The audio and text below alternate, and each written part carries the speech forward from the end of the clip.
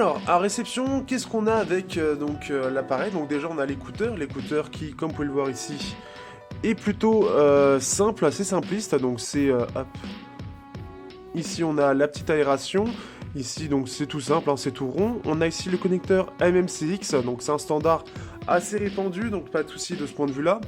On peut voir que donc c'est en deux parties, c'est-à-dire que d'un côté vous avez la partie extérieure en métal, la partie interne ici, donc c'est forcé pour que donc vous ayez l'écouteur. Si on enlève l'embout, donc on a quelque chose d'aussi large que les casettes DNS6 en termes d'embout, donc c'est-à-dire que pour les grosses oreilles ce sera pas forcément adapté, mais ne partez pas cela, il y aura autre chose pour vous par rapport à ces écouteurs qui sont assez intéressants à plusieurs points de vue. Et on peut voir que donc on a bien une entaille donc pour pouvoir mettre l'embout assez facilement et que ça tienne, contrairement aux casettes où on n'en a pas. Donc voilà un petit peu pour cela. Au niveau des embouts, on en a plein, puisqu'on va avoir des embouts alors jaunes de différentes tailles, donc médium, small et large. Vous avez aussi donc une partie rouge qui sont présents, avec aussi un système avec des rainures, un peu comme ce que propose KZ. Hop, KZ, hop, voilà, donc c'est un peu la même chose que dans le KZ, donc on a ces différents-là, et on a un système avec de la mousse, donc qui sont mis d'ailleurs au départ, en fait, à réception, et donc ce qui fait que c'est une mousse que, comme les anciens écouteurs, vous savez, non intra, où on mettait ça, donc ce qu'on a encore sur certains téléphones pas très chers, où justement on a la mousse qui va un petit peu être plus doux pour le confort, donc ce qui fait que vous avez ça, donc normalement, je pense que vous reconnaissez. Et en fait, ce qui se passe, c'est que il faut le mettre. Alors, je vais essayer d'en mettre un là maintenant. Hop. En fait, ça se met autour de l'embout en fait qui est sur l'intra. Hop, voilà. Bon, j'ai les deux. Alors, c'est un peu chiant, mais je vais juste montrer comme ça là pour voilà. Dans le principe, c'est qu'on va le mettre vraiment comme un capuchon sur l'embout. Voilà, donc en gros ça donne à peu près ça. Hop, ça donne à peu près ça. Donc en fait, ce qui fait que ça va faire des intras qui ne sont plus des intras en fait, qui vont être juste devant l'oreille. Donc pour ceux qui n'aiment pas les intras, eh bien vous avez ce système. Alors un système qui apparemment est exceptionnel pour certaines raisons, mais ça on en reparlera sur la partie son. Mais vous avez ce système là qui est assez étrange, je ne connaissais même pas. C'est même d'ailleurs sur Tellement de Nomades, ils étaient assez surpris de ce système que je n'utilise pas parce que pour plusieurs raisons, mais ça je vais en parler justement dans la partie son. Mais voilà un petit peu ces écouteurs avec déjà ce connecteur MMCX et justement donc le câble qui est en option. Alors j'en ai pris un, c'est de chez Tianderen, alors qui font des écouteurs aussi et qui font des câbles. Et alors hop, justement, alors, moi qui voulais vanter les mérites de ce câble, là il est un peu emmêlé, mais ce qui est bien justement, alors déjà c'est qu'il est très épais, il est énorme ce câble, je comparais justement, vu que j'ai la boîte des KZ, je vais pouvoir vous montrer face au câble argenté des KZ qui est un peu, voilà. Alors déjà ce qui est bien, première chose, c'est on peut le démêler très facilement quand il est emmêlé, donc ça c'est déjà une chose assez agréable, il peut le démêler facilement, on a un câble coudé, alors là il est donc en métal, avec donc bien sûr pas de micro, on peut voir ici une grosse partie en caoutchouc, donc deux énormes câbles qui vont aller jusqu'à la séparation, hop ici, donc après séparation qui est en métal, vous avez même un système ici pour resserrer si vous voulez le câble, et vous avez les deux connecteurs, hop ici. Alors d'ailleurs pour le connecteur c'est très très simple, hein. C'est juste, hop, il ne faut pas hésiter à pousser, et hop il est mis. Et après, hop, on a juste à tirer. Donc c'est très très simple. C'est un petit peu moins... Ça fait un peu plus bizarre par rapport au KZ. On a juste enfoncé, mais il faut trouver juste le bon angle. D'ailleurs, comme ça, les deux seront mis. Hop. Voilà, donc déjà il y a ça. Si on compare avec un câble, hop, on va sortir les KZ. Alors, KZ, hop, j'ai là les petits ZST. De toute façon, c'est la même chose. Hop. Et voilà la différence. Alors, on va juste... En gros, hop, sachant que c'est un câble KZ que j'ai pris, donc c'est pas forcément mieux, mais voici la différence de câble. Voilà. C'est assez énorme. En gros, ce double câble-là, ça correspond à juste le câble au côté écouteur. Donc vous pouvez voir, c'est très très épais. C'est vraiment épais, ça fait résistant. Et la chose qui est très intéressante par rapport au câble des KZ qui est beaucoup plus fin, c'est que justement, ils sont beaucoup plus... beaucoup plus difficiles en mêlée. C'est-à-dire vraiment, on va vraiment galérer pour les emmêler. Donc ce qui est vraiment une bonne chose, hein, si vous voulez démêler facilement. Ce câble-là est vraiment pas mal. Alors je l'ai payé, je crois, 7 €. Donc ça fait que je vous mettrai le lien dans la description, pareil sur AliExpress. Et c'est un câble voilà, vraiment de bonne qualité, agréable avec ce tour d'oreille. Donc pour justement, voilà, si vous le mettez derrière l'oreille, ça va être intéressant. Alors c'est pas forcément le cas pour ces intras là, mais selon ce que vous cherchez, bah voilà, si vous cherchez quelque chose, vous les mettez au-dessus de l'oreille, et bien vous avez ce câble là qui est plutôt pas mal. Sinon il faudra chercher plus classique, mais justement déjà on va parler maintenant du confort, du son, de ce que j'en pense, parce que pour l'instant c'est plutôt positif. Bon, les écouteurs eux-mêmes sont assez basiques, mais c'est quelque chose de complet avec voilà, plein d'écouteurs, une petite boîte bien sympa et des écouteurs qui sont assez simples mais assez jolis. Au moment de mettre les écouteurs dans l'oreille, alors il y a deux choses qui frappent. C'est que tout d'abord, on n'a pas de gauche-droite qui sont mises sur les écouteurs. C'est-à-dire que ça va être vraiment lié au câble. Alors sur le câble que j'ai, malheureusement, je n'en ai pas. Mais ce qui fait que, en fait, on va pouvoir prendre n'importe quel écouteur. Et vu qu'en plus de ça, on a quelque chose de rond, ça va tourner. Donc ce qui fait qu'on va pouvoir le mettre un peu comme on veut. Donc là, je ne sais pas si de base c'est gauche ou droite au niveau de la stéréo, mais je vais le découvrir. Donc ça se met facilement. Alors par contre, justement, la deuxième chose qui frappe, et que j'ai par exemple là, c'est que ce ne sont pas des écouteurs que vous mettez comme des bourrins dans l'oreille. C'est-à-dire que c'est pas, ça s'enfonce pas simplement, et hop, c'est bon. C'est-à-dire que pour les mettre, il ne faut pas trop les enfoncer, donc ils sont assez exigeants. Et en fait, quand vous allez mettre, vous allez avoir deux plops. Quand vous allez mettre, hop, d'ailleurs je ne l'ai pas pour le coup. Voilà, un et deux. Et ce qui se passe, donc en général, vous avez un ou deux plops. Donc c'est vraiment comme si ça... J'explique même pas ce bruit parce que la première fois que ça m'arrive, c'est sur ces écouteurs là, et en fait, c'est-à-dire qu'au départ le son, bah, on l'entend soit pas du tout, soit un petit peu, et en fait au premier ou deuxième plop, bah, on va avoir le vrai son, et c'est très très bizarre, et ce qui fait qu'on va avoir tendance à devoir remettre l'écouteur pour que le plop se fasse, comme si, voilà, là par exemple j'ai dû les replacer, j'ai bien le ping, comme si c'était bien placé, à partir de là j'ai le bon son. Donc ça c'est la première chose qui choque réellement, c'est que la mise en place des écouteurs est entre guillemets exigeante. Donc ça c'est voilà, je ne comprends même pas ce principe-là. Par contre, ce qui est bien, c'est que pour ceux qui sont plus du style à ne pas vouloir les mettre derrière l'oreille, vous pouvez les mettre tout simplement comme ceci. Alors avec un câble adapté c'est mieux, mais vous pouvez les mettre normalement.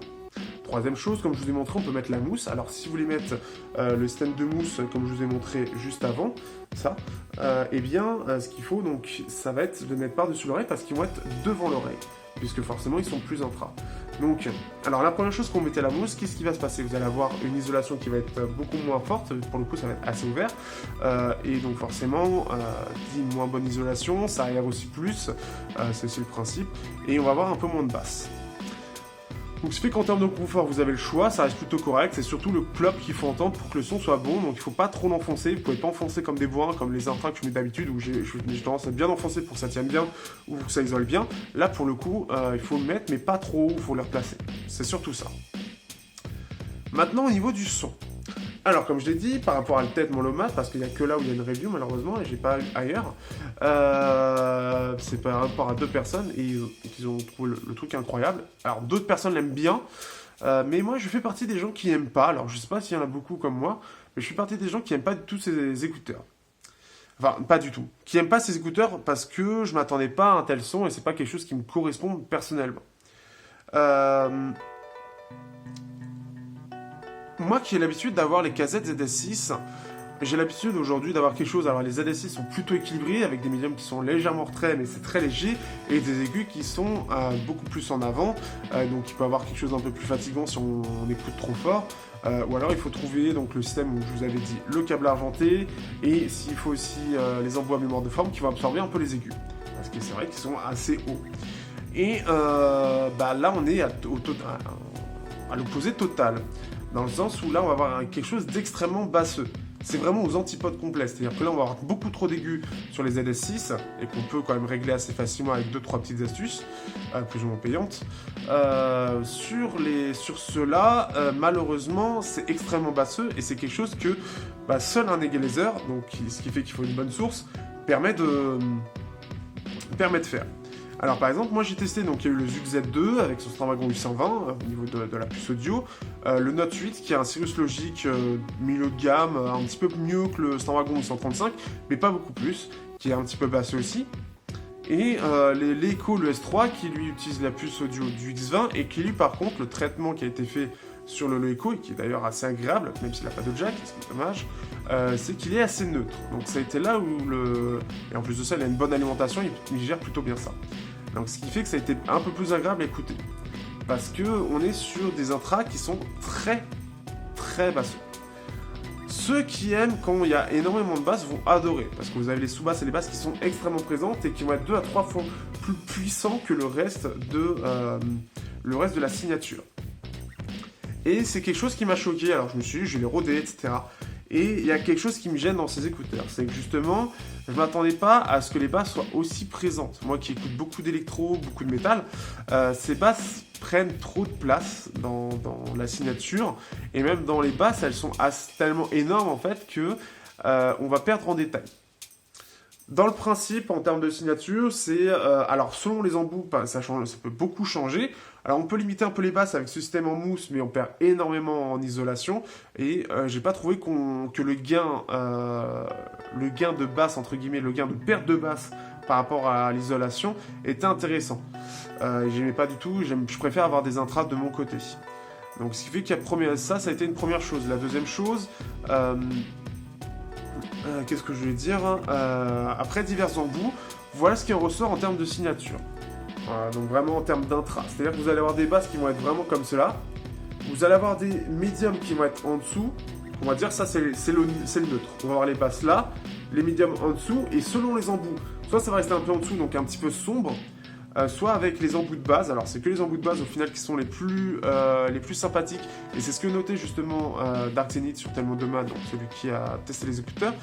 C'est les écouteurs de base qui sont les plus sympathiques, et donc avec des aigus qui ressortent un peu plus. Après les autres embouts en général ont tendance à casser les aigus, donc ce qui fait qu'on va avoir énormément de basses et des médiums et aigus nettement en retrait, ce qui fait que j'apprécie pas du tout. Dans la signature globale, ce qui me gêne globalement en fait, c'est surtout que les basses prennent tellement de place déjà que... Alors, déjà elles sont fatigantes, mais j'y reviendrai, mais c'est surtout que, en fait, le son a tendance à être porté plus sur les graves que sur les aigus. Ce que je veux dire, c'est que par exemple, vous entendez ma voix normalement comme cela. Avec ces écouteurs-là, quand vous écoutez par exemple un enregistrement avec, je sais pas, les KZ, vous allez avoir quelque chose qui va être peut-être un peu plus brillant. En général, ça va être un petit peu plus brillant, donc les aigus vont être un petit peu plus porteurs sur la voix. Donc c'est-à-dire la voix normale, et les KZ vont aller chercher un petit peu plus d'aigus dans la voix. Là, avec ceux-là, ce qui se passe, c'est que vous allez avoir les graves, mais qui vont chercher beaucoup plus les graves, et ce qui fait que, en fait, je vais avoir une voix plus grave que la normale. Pas aussi bien, par exemple, si vous regardez les lives par rapport à là, c'est très différent. C'est pas autant, mais c'est assez perturbant pour que ça s'entende, en fait. Je le perçois très nettement quand je regarde des vidéos, parce que déjà, c'est un peu sombre, donc la voix n'est pas aussi aiguë que des casettes, par exemple. Elle n'est pas aussi claire. Mais en plus de ça, les graves vont aller porter la voix sur quelque chose d'un peu plus grave que la normale, mais trop pour que, justement, ça soit discret. Et c'est ça que je trouve dommage, donc c'est fait que j'ai tendance à entendre les voix de façon beaucoup plus grave. Là où on l'entend le plus, c'est surtout une voix qui va être dans les bas médiums, donc une voix, on va dire, de black. Excusez-moi, polémique Twitter. Mais oui, en gros, c'est ça, une voix de black qui a tendance à être assez grave. Et bien, comme les graves et les basses sont très importantes, et bien, il va y avoir carrément les sous-basses qui vont s'inviter dans sa voix. Et ça va la déformer complètement. Ce que je trouve assez perturbant. Donc ce qui fait que j'ai beaucoup de mal sur ces intras qui, en termes de son globalement, que ce soit sur du rap, que ce soit sur du métal surtout, ça s'entend énormément sur du métal, ce problème, ou de l'électro, et ben les basses sont beaucoup trop présentes à mon goût. Là, le cas typique avec le métal, le gros problème, c'est comme les basses sont énormes par rapport au reste, et qu'elles ont tendance à être, forcément, comme elles prennent énormément de place, les basses en elles-mêmes vont être un peu, entre guillemets, rondes. Et qui dit ronde, au lieu d'être très précise, par exemple, comme des casettes où ça a tendance à être précis, donc c'est-à-dire que, pour avoir le de guitare, ça va être très rapide en termes de réactivité, alors que là, comme les basses sont énormes, ça va être beaucoup plus lent, en fait, et avoir quelque chose d'arrondi. C'est pour ça qu'on dit des basses rondes. Et ce fait quand en général, ça fait boum, au lieu de faire poum, ça va faire boum. Oui, je sais, je passe pas un con, mais je vous fais avec ce que je peux pour essayer de vous expliquer le plus clairement possible. Et le problème, c'est que quand vous avez une grosse... vous avez Baptiste of Blue Angel, j'ai plus le nom du groupe, forcément, Eternal Tears of Sorrow, putain, je m'en suis rappelé, avec Baptiste of Blue Angel, et qui, en gros, vous avez une grosse riff de guitare, et de guitare bien dans les basses, donc, avec la batterie qui est derrière, avec la grosse basse, et ce qui fait qu'avec des KZ, ou alors avec les Yin Pro, je parlerai très rapidement bientôt, dans un test aussi, que j'apprécie beaucoup, on a quelque chose de très précis dans les basses, on va avoir quelque chose de très, en gros, oui, assez clair dans les basses, c'est-à-dire que on va avoir quelque chose de précis, où chaque instrument va bien s'entendre. Là, tout ce beau petit monde dans les basses vont se mélanger, et ce qui fait qu'on va très peu entendre la batterie, par exemple la grosse caisse, on va la percevoir, mais on va pas vraiment l'entendre, on va pas entendre qu'elle est là, elle est absorbée par la ligne de basse qui fait ses riffs pour le gros truc, et ce qui fait que c'est un peu désagréable en fait. Moi qui ai l'habitude d'adorer d'avoir tous les petits micro-détails, les petites choses comme ça, bah là on l'a pas. Et ça me perturbe énormément. Donc ce qui fait que ces intras, j'ai beaucoup de mal. Ceux qui adorent les basses vont clairement adorer. Mais après, pour les autres, pour ceux qui veulent quelque chose de très clair, ou très neutre, vous n'allez pas forcément apprécier. Une dernière chose par rapport au son, au-delà de la signature, c'est aussi, alors ce qu'ils appellent un peu, je pense que c'est ça, c'est la texture, c'est quelque chose qui m'échappe encore un peu de mon côté. Mais en gros, c'est la qualité de reproduction de l'instrument dans les oreilles. C'est vrai que c'est quelque chose qui est assez étonnant, c'est-à-dire que au-delà du fait que la basse prenne énormément de place, c'est aussi l'instrument lui-même, la note qui va le faire, prend énormément de place, c'est-à-dire qu'on va avoir beaucoup de... je sais pas comment expliquer ça, mais c'est comme un gâteau, et bah lui ça va... Enfin, comme un gâteau petit lui, et bah lui ça va être un gâteau au chocolat, je sais pas comment dire, mais j'ai envie de dire plus onctueux, mais ça veut rien dire en soi, c'est pas parlant. Mais on a l'impression qu'on a quelque chose de beaucoup plus naturel, avec une reproduction plus large du spectre de l'instrument lui-même. Donc c'est-à-dire que par exemple des écouteurs comme les KZ, etc. ont tendance à reproduire à peu près ça du son, et ben j'ai l'impression que effectivement les Yin ont tendance à prendre ça. Au lieu de ça, on va entendre ça de l'instrument, en fait, du bruit que fait l'instrument. Donc il y a plus de choses à l'intérieur en fait. Le son lui-même produit plus de choses. On a l'impression qu'il y a plus de choses à écouter sur le son lui-même. C'est très bizarre à expliquer, mais c'est un peu ça. C'est un peu comme le câble. Vous voyez le câble, vous avez... J'aime bien parce qu'il faut que j'arrive à trouver des explications un peu à l'arrache. C'est-à-dire que, on va dire qu'on va voir la note de violon, et sur ce qu'on va entendre, allez, sort de là le câble, sur ce qu'on va entendre, vous allez avoir juste cette partie-là. Le câble qui va ressortir, en gros, c'est ce qu'on va entendre en fait du son du violon. Et ce que va sortir les Yin, c'est quelque chose qui va être plus large. Je ne sais pas du tout comment expliquer ça autrement, mais comme s'il y avait plus de choses à dire, plus de choses à écouter pour un même son. C'est un peu ça. Et ce qui fait que voilà, c'est comme ça que je peux expliquer pour essayer d'être le plus clair possible pour ceux qui ne sont pas du tout là-dedans, parce que c'est vrai que c'est quelque chose de très compliqué. Mais je trouve que ces écouteurs, alors ils sont pas mauvais, parce que justement entre système, ce délire où la reproduction du son est plutôt pas mal, c'est surtout la signature extrêmement basseuse et un peu sombre qui me gêne. On va avoir quelque chose qui va être un peu clair avec les embouts de base, parce que ça va rehausser les aigus, mais vraiment au-delà de ça, la plupart des embouts ne sont pas vraiment utiles en fait. Donc après c'est à vous de voir si vous adorez les basses, mais que c'est votre deuxième amour, bah vous pouvez y aller. Si vous êtes au contraire vous cherchez quelque chose de vraiment neutre, de vraiment très détaillé, avec des basses qui sont très claires, avec les sous-basses qui sont vraiment à leur place et qui n'ont pas vraiment débordé sur les médiums, je vous les conseille, je vous les conseille pas. Je vous conseille vraiment, si vous cherchez vraiment des basses et encore des basses, tout en ayant quelque chose de plutôt détaillé, plutôt précis, assez réactif, de bonne qualité. C'est vraiment pas mal, mais voilà, ça plaira pas à tout le monde. Chose que je n'ai pas dite et que je dis en conclusion alors que je devrais le dire au départ, ces écouteurs, par rapport par exemple au KZ où on a tendance à avoir 4 drivers, 5 drivers, 3 drivers, et ben là on n'en a qu'un seul. C'est un driver type Tesla, alors ce qu'ils appellent driver Tesla, c'est-à-dire que par rapport à la force magnétique exercée, c'est au-delà d'un Tesla, donc plus que d'habitude apparemment, de ce que je comprends. Et donc ce qui fait qu'on a juste un driver par oreille tout simplement, par écouteur, là où ailleurs on en a 2, 3, 4, ce qui fait que c'est assez différent. Et apparemment c'est censé être en général justement meilleur. Alors est-ce que c'est le cas, je ne saurais pas dire, mais en tout cas Voilà ce que je retiens dans l'ensemble de ces écouteurs. J'espère que ça vous aura plu. Si vous avez quelque chose à partager, si vous êtes intéressé, si vous avez des questions, n'hésitez pas à le dire en commentaire. Je ferai avec plaisir. Je parlerai avec vous parce que c'est quelque chose de compliqué à expliquer. Donc j'essaierai d'expliquer au mieux. C'est des écouteurs en tout cas que je pense garder régulièrement à côté de moi dans ma petite boîte, ma boîte KZ. D'ailleurs, il n'y a plus rien dans la boîte KZ, ou la boîte spécialement Zin, pour essayer de régulièrement revenir dessus et peut-être voir ce qui fait... Enfin, pas peut-être voir, mais changer un peu de temps en temps, mais c'est pas clairement pas ma paire préférée. C'est une des paires qui, malheureusement, m'a le plus déçu, personnellement, par rapport en quoi je m'attendais. Je m'attendais pas forcément à ça, et ce qui fait que, bah, forcément, ça fait... c'est un peu dommage. Mais voilà ce que je retiens. Je vous mets le lien dans la description de ce qu'en a pensé Dark Zenith et du forum en fait, de tous ceux qui l'ont acheté et de ce qu'ils en ont pensé. Parce que bon, bah, là pour le coup, je suis très très loin de l'avis de ces personnes-là. Alors que bah, justement il avait détesté les KZZS6 alors que moi je les adore, donc qui fait que bon bah si vous voulez un avis vous avez aussi le forum, je vous mettrai en description et bah faites-vous votre propre avis là-dessus, mais voilà en tout cas je tenais à partager mon point de vue là-dessus, mon test tout simplement des zines où très peu de personnes en parlent. Voilà un peu tout ce que j'avais à dire. Sur ce je vous dis à bientôt pour un prochain test sur Technoïda.